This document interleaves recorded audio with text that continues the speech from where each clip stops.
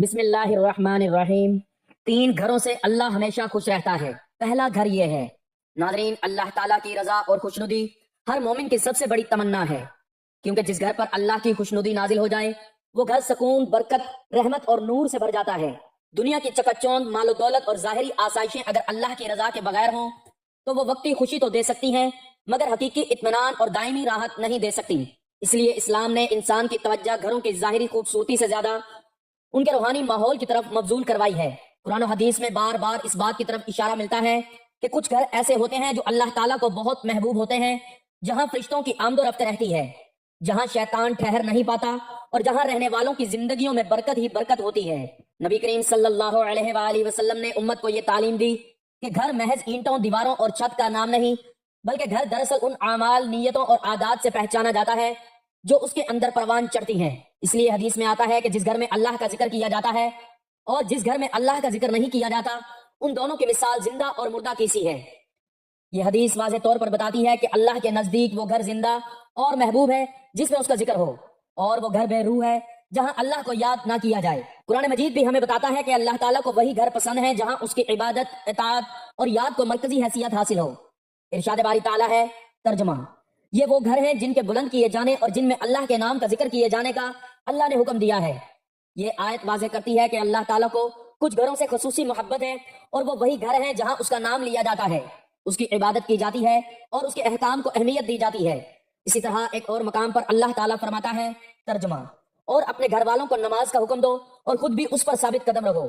یہ آیت اس حقیقت کی طرف اشارہ کرتی ہے کہ وہ گھر اللہ کو محبوب ہیں جہاں نماز قائم کی جاتی ہے، جہاں والدین خود بھی نماز کے پابند ہوں اور اپنی اولاد کو بھی نماز کی تلقین کریں۔ احادیث مبارکہ میں بھی ایسے گھروں کی بڑی فضیلت بیان کی گئی ہے۔ نبی اکرم صلی اللہ علیہ وآلہ وسلم نے فرمایا، اپنے گھروں کو قبرستان نہ بناؤ، بے شک شیطان اس گھر سے بھاگ جاتا ہے جس گھر میں سورۃ البقرہ کی تلاوت کی جاتی ہے۔ اس حدیث سے معلوم ہوتا ہے کہ وہ گھر جہاں قرآن کی تلاوت ہوتی ہے اللہ کے نزدیک پسندیدہ ہے، اور وہاں شیطان کا گزر نہیں ہوتا۔ یہ اللہ کی خاص رحمت اور خوشنودی کی علامت ہے۔ قرآن مجید میں اللہ تعالیٰ گھریلو زندگی میں تقوی اور نیکی کو بنیاد بنانے کی تعلیم دیتے ہوئے فرماتا ہے، واللہ یحب المتقین، ترجمہ: اور اللہ پرہیزگاروں سے محبت کرتا ہے۔ جب کسی گھر کا ماحول تقوی پر مبنی ہو، حلال و حرام کی تمیز ہو، آپس میں حسن سلوک ہو، تو وہ گھر یقیناً اللہ کی محبت کا مرکز بن جاتا ہے۔ نبی کریم صلی اللہ علیہ وآلہ وسلم نے ایک اور موقع پر فرمایا، تم میں سب سے بہتر وہ ہے جو اپنے گھر والوں کے لیے بہتر ہو، اور میں تم سب سے زیادہ اپنے گھر والوں کے لیے بہتر ہوں۔ اس حدیث سے معلوم ہوتا ہے کہ وہ گھر اللہ کو پسند ہے جہاں شوہر بیوی کے ساتھ، والدین اولاد کے ساتھ، اور تمام افراد ایک دوسرے کے ساتھ حسن سلوک، حسن اخلاق، نرمی اور محبت کا برتاؤ کریں۔ ظلم، بد کلامی اور زیادتی والا گھر اللہ کی خوشنودی سے محروم ہو جاتا ہے۔ قرآن مجید میں گھروں کے اندر سکون اور رحمت کو اللہ کی نشانی قرار دیا گیا ہے۔ ترجمہ: اور اس کی نشانیوں میں سے ہے کہ اس نے تمہارے لیے تم ہی میں سے جوڑے بنائے تاکہ تم ان سے سکون حاصل کرو، اور تمہارے درمیان محبت اور رحمت رکھ دی۔ یہ آیت بتاتی ہے کہ محبت اور رحمت والا گھر اللہ کی نشانی اور اس کی رضا کا مظہر ہوتا ہے۔ نبی اکرم صلی اللہ علیہ وآلہ وسلم نے یہ بھی فرمایا، جب اللہ کسی گھر والوں کے ساتھ بھلائی کا ارادہ کرتا ہے تو ان کے اندر دین کی سمجھ پیدا کر دیتا ہے۔ دین کی سمجھ، حلال و حرام کا شعور اور اللہ کا خوف ایسے اوصاف ہیں جو کسی گھر کو اللہ کا محبوب بنا دیتے ہیں۔ قرآن میں ایک اور جگہ ارشاد ہوتا ہے، یا ایھا الذین آمنوا قوا انفسکم واہلیکم نارا، ترجمہ: اے ایمان والو، اپنے آپ کو اور اپنے گھر والوں کو آگ سے بچاؤ۔ یہ آیت اس بات کی دلیل ہے کہ وہ گھر اللہ کو پسند ہے جہاں آخرت کی فکر ہو، جہاں والدین اپنی اولاد کی دینی تربیت کو دنیاوی تعلیم سے زیادہ اہم سمجھے۔ ناظرین، یہ دنیا واقعی گھروں سے بھری ہوئی ہے۔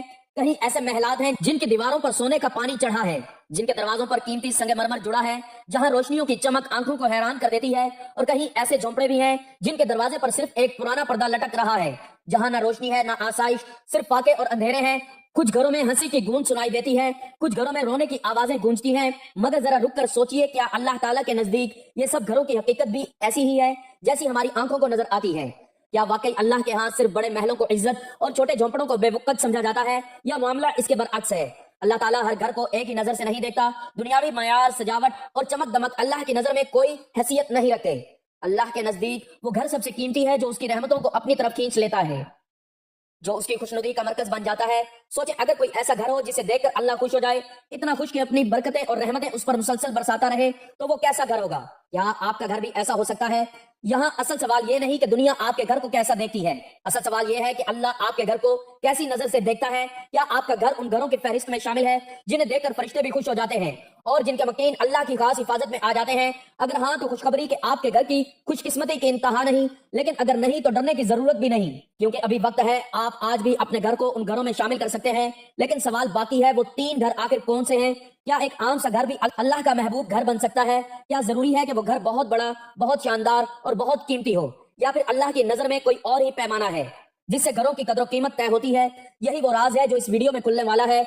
आखिर तक साथ रहिए, क्योंकि जो बात आप सुनने जा रहे हैं वो शायद आपकी जिंदगी ही नहीं बल्कि आपके पूरे घराने की जिंदगी बदल दे। और कौन जानता है, हो सकता है आज के बाद आपके घर का शुमार भी उन घरों में होने लगे जिनसे अल्लाह हमेशा खुश रहता है। अल्लाह 3 घरों से खुश होता है। पहला घर जिसमें राज छुपते हैं ना कि राज खुलते हैं। कभी आपने सोचा है कि एक घर की असल खूबसूरती सिर्फ उसकी दीवारों, रोशनियों या सजावट में नहीं होती, बल्कि उसकी असल शान उस खामोशी में छुपी होती है जो वहां के रहने वालों को दुनिया से अलग एक सुकून अता करती है। ऐसे घरों में अजीब सी कशिश होती है, जैसे अंदर कदम रखते ही दिल कहता है कि ये जगह राजों की पनाहगाह है। ये वो दीवारें हैं जो सुनती तो हैं मगर अफशा नहीं करती। वो घर जिसमें राज छुपते हैं ना कि राज खुलते हैं, हकीकत में एक ऐसी नेमत है जिसे बहुत कम लोग समझ पाते हैं। उस घर में रहने वाले अपनी जिंदगी के दुख, दर्द, खुशियां, कमजोरियां और कमियां दुनिया को दिखाने के बजाय अपनी 4 दीवारी में छुपा लेते हैं। उनके यहाँ कोई दूसरा शख्स चाहे मेहमान बनकर आ जाए, चाहे हमसाया हो, वो कभी एहसास नहीं कर पाता कि अंदर के लोगों के दुख कैसे हैं या मुश्किलात क्या है। ये लोग ना फख्र में अपनी नेकियों को उछालते हैं, ना शिकायत में अपने गमों को फैलने देते हैं। ऐसे घरों में सबसे बड़ी सिफ्त ये होती है कि जुबान पर लगाम, दिल पर सब्र और कानों पर पहरा लगा होता है। कोई कितना ही करीब क्यों ना आ जाए, वो राज जो खानदान के अंदर है वो कभी बाहर नहीं निकलते। यही वजह है कि अल्लाह ऐसे घरों को सुकून और मोहब्बत से भर देता है, क्योंकि वहां के रहने वाले ना सिर्फ अपनी इज्जत की हिफाजत करते हैं बल्कि दूसरों की भी परवाह, पर्दादारी करते हैं। ये घर किसी किले की तरह होते हैं जिसकी दीवारें मजबूत और महफूज हों, जहां से कोई कमजोरी, कोई भेद, कोई शिकायत बाहर ना जा सके। और ये राजदारी दरअसल एक इबादत है, क्योंकि ये लोगों के दिलों को जोड़ती है और रिश्तों को महफूज रखती है। वो घर जिसमें राज छुपते हैं ना कि राज खुलते हैं, एक ऐसा माहौल पैदा करता है कि बच्चे भी सुकून में परवान चढ़ते हैं और औरतें भी अपनी इज्जत महफूज समझती हैं। लेकिन सोचने की बात यह है कि अगर घरों में राज छुपने का ये मिजाज खत्म हो जाए तो क्या होता है? फिर वही मंजर बनता है जो आज हमारे माशरे में दिखाई देता है। एक छोटी सी बात, एक हल्की सी कमजोरी जब दीवारों से निकलकर बाजार की गलियों में आती है तो वो कमजोरी नहीं रहती, वो ताने का तीर बन जाती है। ऐसे घरों के बासी एक दूसरे पर भरोसा खो बैठते हैं। बच्चे समझ जाते हैं कि माँ अगर मेरी गलती को छुपाएगी नहीं तो दुनिया के सामने मैं जलील होऊंगा, और बीवी को यकीन नहीं रहता कि शोहर की जुबान में इज्जत को महफूज रखेगी। यही अदम एतबार खानदान उनको तोड़ देता है। इसके बरअक्स वो घर जहां राज तिजोरियों की तरह महफूज होते हैं, वहां मोहब्बत का दरख्त हमेशा रहता है। बीवी जानती है कि मेरे शोहर के कान, जुबान और दिल मेरे लिए एक हिसार है।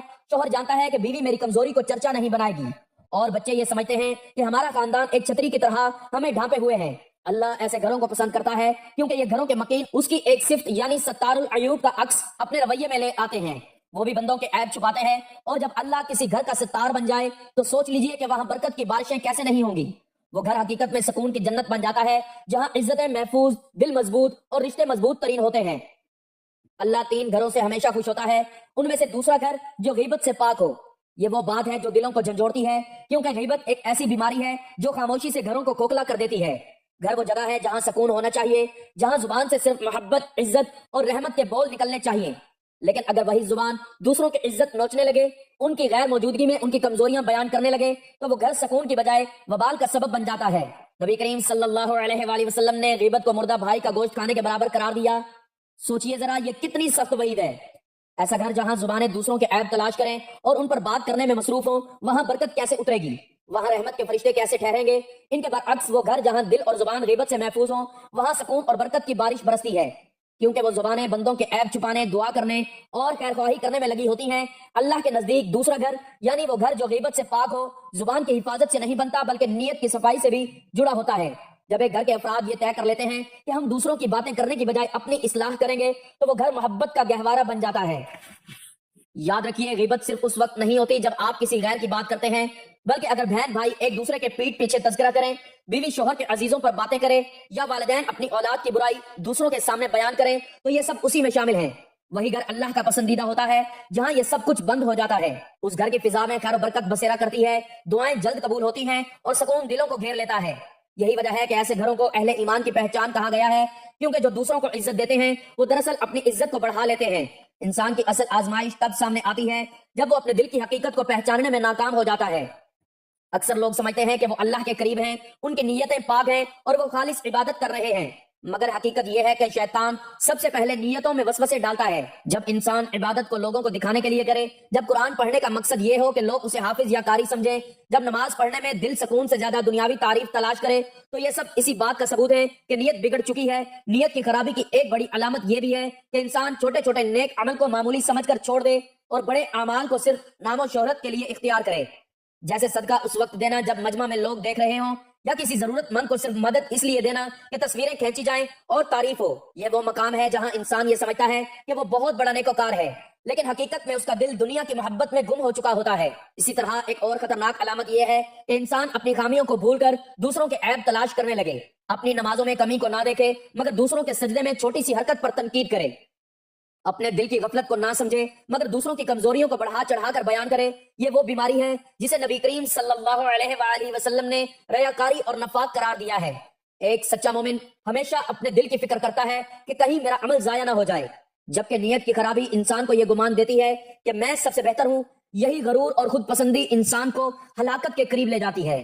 یوں لگتا ہے جیسے وہ اللہ کے راستے پر ہے، مگر حقیقت میں اس کا قدم گمراہی کی طرف بڑھ رہا ہوتا ہے۔ لہٰذا ضروری ہے کہ ہر انسان اپنی نیت کو بار بار پرکھے، ہر عبادت سے پہلے خود سے پوچھے کہ کیا یہ اللہ کے لیے ہے یا کسی اور مقصد کے لیے۔ جو شخص یہ سوال دل سے کرتا ہے، اللہ اس کے عمل کو سنوارتا ہے اور اسے اخلاص کی دولت عطا فرماتا ہے۔ اللہ 3 گھروں سے ہمیشہ خوش ہوتا ہے، ان میں سے تیسرا گھر جس میں مصیبت پر شکوہ نہیں بلکہ شکر کیا جاتا ہے۔ مصیبت جب آتی ہے تو اکثر گھروں کا سکون بکھر جاتا ہے، کوئی بیماری ہو، کوئی نقصان ہو یا کوئی اچانک حادثہ تو گھر میں رونا، شکایت اور شکوہ عام ہو جاتا ہے۔ ایسے وقت میں الفاظ کی تلخی اور لہجوں کی سختی سے ماحول مزید بوجھل ہو جاتا ہے، لیکن یاد رکھیے اللہ کے نزدیک وہ گھر بہت قیمتی ہے جہاں مشکل کے لمحوں میں زبان سے شکایت نہیں نکلتی بلکہ شکر کے کلمات ادا ہوتے ہیں۔ نبی کریم صلی اللہ علیہ وآلہ وسلم نے فرمایا کہ مومن کا حال بھی عجیب ہے، ہر حال میں خیر ہے، اگر نعمت ملے تو شکر کرتا ہے، اگر مصیبت آئے تو صبر کرتا ہے۔ یہی حال اگر ایک گھر کا ہو، وہ گھر اللہ کا محبوب گھر بن جاتا ہے۔ ایسے گھروں کی مثال قرآن میں بھی بار بار ملتی ہے۔ حضرت ایوب علیہ السلام کی بیوی جب اپنے گھر میں اپنے شوہر کی بیماری اور غربت کے باوجود صبر کا چراغ جلا رہی تھی تو وہ گھر اللہ کے نزدیک جنت کے باغ جیسا ٹھہرا۔ سوچنے کی بات یہ ہے کہ مصیبت کے وقت جو جملہ گھر میں کہا جاتا ہے وہ صرف دیواروں سے نہیں ٹکراتا بلکہ آسمان تک پہنچتا ہے۔ اگر گھر کے افراد کہیں الحمدللہ، یہ بھی اللہ کی حکمت ہے، تو فرشتے خوش ہو جاتے ہیں، لیکن اگر زبان سے کیوں ہوا، میرے ساتھ یہی کیوں ہوا جیسے جملے نکلیں تو یہ شکوہ اللہ کو ناراض کر دیتا ہے۔ گھر میں سکون اس وقت رہتا ہے جب دکھ کو بھی ایک ربانی فیصلہ مانا جائے۔ اللہ کے نزدیک محبوب ترین گھر وہ ہے جہاں کوئی عورت یا مرد مصیبت میں بھی یہ کہہ دے یہ آزمائش ہے، لیکن یہ بھی رب کی حکمت کا ایک رنگ ہے۔ اس ایک جملے کی گونج آسمان تک جاتی ہے اور اللہ فرشتوں سے فرماتے ہیں میرے بندوں کو دیکھو، یہ دکھ میں بھی میرا شکر کر رہے ہیں، اور یہی لمحہ اس گھر کو اللہ کی رحمتوں کا مرکز بنا دیتا ہے۔ یہ وہی گھریلو ماحول ہے جسے دین نے صبر کا چراغ کہا ہے، جو تاریک وقت میں بھی گھر کو روشن کر رکھتا ہے۔ یاد رکھیے، دل پر صبر اور شکر کرنے والے گھروں میں اللہ کی خاص نصرت نازل ہوتی ہے، وہ گھر جنت کے باغوں میں سے ایک باغ بن جاتا ہے۔ حدیث میں آتا ہے کہ جب اللہ کسی بندے کو آزمائش دیتا ہے اور وہ بندہ صبر کرتا ہے تو اللہ اسے اجر بغیر حساب کے عطا کرتا ہے۔ جب پورا گھر مصیبت کے وقت کا قلعہ بن جائے تو یہ گھر نہ صرف دنیا میں سکون پاتا ہے بلکہ آخرت میں بھی فرشتوں کا مہمان خانہ بنتا ہے۔ وہاں موت کے وقت فرشتے آ کر کہیں گے سلام ہو تم پر کہ تم نے صبر کیا، اب اس جنت میں داخل ہو جاؤ جو تمہارے لیے تیار ہے۔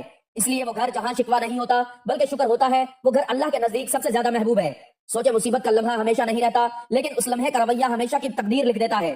اگر صبر کیا جائے تو وہ لمحہ آخرت کے لیے کامیابی کا ذریعہ بن جاتا ہے۔ اس لیے اپنے گھر کو اس درجہ پر لائیں کہ وہاں مشکلات میں بھی زبان پر شکر کے کلمات ہوں، دل میں اللہ کی رضا ہو اور عمل میں صبر کی جھلک ہو۔ ایسا گھر واقعی جنت کا دروازہ بن جاتا ہے۔ اللہ 3 گھروں سے ہمیشہ خوش ہوتا ہے، اور ان میں سے ایک گھر وہ بھی ہے جہاں انسان اپنی غلطیوں کا اعتراف کرتا ہے۔ اکثر ہم سمجھتے ہیں کہ دنیا میں اپنی غلطی ماننا کمزوری کی علامت ہے، کہ اگر میں نے کوئی غلط فیصلہ کیا، کوئی بات جھوٹی یا بڑی بول گیا یا کسی کے جذبات کو ٹھیس پہنچائی تو لوگ مجھے کمزور سمجھیں گے۔ لیکن حقیقت میں اللہ تعالیٰ کے نزدیک یہ سب سے بڑی طاقت ہے، ایک گھر جس میں ہر فرد اپنی کمی اور کوتاہی تسلیم کرنے سے گھبرائے نہیں بلکہ دل کی کھلبلی سے اعتراف کرے، اور وہ اللہ کی رحمت کا مرکز بن جاتا ہے۔ تصور کریں، ایک بیوی اپنے شوہر کے سامنے کہتی ہے یہ میری کوتاہی تھی، میں نے غلطی کی، یا شوہر اپنی سختی اور غرور پر نادم ہو کر اعتراف کرتا ہے، یا والدین اپنے بچوں کی تربیت میں اپنی کمی کو مان لیتے ہیں، وہاں ایک ایسا ماحول پیدا ہوتا ہے جس میں فخر اور تکبر کی جگہ عاجزی اور اخلاص لے لیتا ہے۔ ایسے گھروں میں فرشتے سکون اور رحمت کے پروں کے ساتھ آ کر رہتے ہیں، وہاں ہر فرد اپنے دل کی حقیقت کے ساتھ کھڑا ہوتا ہے، اپنے اعمال کی جانچ کرتا ہے اور اپنی کمی کو چھپانے کے بجائے اسے درست کرنے کی کوشش کرتا ہے۔ یہ گھر نہ صرف اللہ کے نزدیک پسندیدہ ہوتا ہے بلکہ اس کے اندر ہر رکن کی شخصیت بھی نکھرتی ہے۔ انسان جب اپنی غلطی کا اعتراف کرتا ہے تو وہ اپنے دل کو بوجھ سے آزاد کرتا ہے۔ نفسیات کے مطابق یہ عمل روحانی سکون اور ذہنی راحت بھی فراہم کرتا ہے۔ قرآن و حدیث میں بھی اس کا ذکر واضح ہے۔ شیطان اپنی غلطی پر ضد کرتا رہا اور اسی ضد نے اسے اللہ کی رحمت سے دور رکھا، جبکہ حضرت آدم علیہ السلام نے اپنی خطا پر سجدہ توبہ کیا اور اللہ کے قریب ہو گئے۔ یہی سبق ہمیں یہ سکھاتا ہے کہ گھر میں اگر ضد کے بجائے اعتراف کی فضا ہو تو وہ نہ صرف رشتے مضبوط ہوتے ہیں بلکہ اللہ کی خوشنودی بھی حاصل ہوتی ہے۔ اس گھر میں بچے بھی محبت اور سچائی کو سیکھتے ہیں، عورتیں اپنے مقام کی قدر جانتی ہیں اور مرد اپنی ذمہ داری کو سمجھتے ہیں۔ آپ نے کبھی سوچا ہے کہ بعض گھر جہاں نہ شور سنائی دیتا ہے، نہ بحث اور جھگڑا ہوتا ہے اور نہ کوئی بڑی عبادت کا منظر نظر آتا ہے، وہاں اللہ کے نزدیک سب سے زیادہ پسندیدہ کیوں ہوتے ہیں؟ یہ وہ گھر ہیں جہاں باپ، ماں یا بیوی خاموشی سے دل ہی دل میں اپنے گھر والوں کے لیے دعا کرتے رہتے ہیں۔ ایک ماں اپنے بچوں کے لیے ہدایت طلب کرتی ہے، ان کے دل میں نیکی کے بیج بوتی ہے اور ہر قدم پر ان کے لیے حفاظت کی دعا کرتی ہے۔ وہ شوہر کے رزق میں برکت اور اس میں بہتری اور دل کے سکون کے لیے اللہ سے درخواست کرتی ہے۔ وہ والدین کے لیے مغفرت اور طویل عمر کی دعائیں کرتی ہے اور یہ سب کچھ بغیر کسی کو دکھائے، بغیر کسی کی توجہ حاصل کیے خاموشی سے کرتی ہے۔ ایسے گھروں کی خصوصیت یہ ہے کہ ہر رکن اپنے دل کی نیت کو اللہ کے سامنے کھلا رکھتا ہے اور اپنی دعا اور محبت میں اخلاص لاتا ہے۔ یہ گھر اگرچہ دنیا کے لوگوں کی نظر میں عام یا معمولی لگ سکتا ہے لیکن حقیقت میں اللہ کے نزدیک انتہائی عظیم ہے۔ آسمانوں پر ان گھروں کی یاد اور ذکر ہمیشہ بلند رہتی ہے کیونکہ یہ دعاؤں کا مرکز اور محبت کی علامت ہوتے ہیں۔ ہر چھپی ہوئی دعا، ہر خاموشی نیت اور ہر دل سے کی گئی التجا اللہ کے نزدیک قیمتی ہوتی ہے۔ تو ایسے گھر جہاں بتائی گئی باتوں کو ملحوظ خاطر رکھتے ہوئے ماحول کو بہتر بنایا جاتا ہے تو اس کے اثرات صرف اس گھر تک محدود نہیں رہتے بلکہ پورا معاشرہ اس کی برکتوں سے مستفید ہوتا ہے۔ ایسے گھروں سے ہی نیک نسلیں، صالح معاشرہ اور اللہ کی رضا حاصل ہوتی ہے اور یہی وہ گھر ہیں جن پر اللہ تعالیٰ کی خوشنودی ہمیشہ سایہ فکن رہتی ہے۔ اے اللہ ہمارے گھروں کو اپنی رحمت اور سکون سے بھر دے، ہمارے گھر والوں کے دلوں میں محبت، عزت، صبر اور خلوص پیدا فرما اور ہمارے گھروں کو ان گھروں میں شامل فرما جن سے تو ہمیشہ خوش ہوتا ہے۔ دعا ہے کہ اللہ تعالیٰ میرا سنانا اور آپ کا سننا اپنی بارگاہ میں قبول و منظور فرمائے، آمین۔ ناظرین، گزارش ہے کہ اللہ تعالیٰ کے 99 ناموں میں سے کوئی ایک نام لکھ کر کمنٹس میں ضرور شیئر کریں۔ اللہ تعالیٰ ہم سب کا حامی و ناصر ہو، آمین۔ جزاک اللہ۔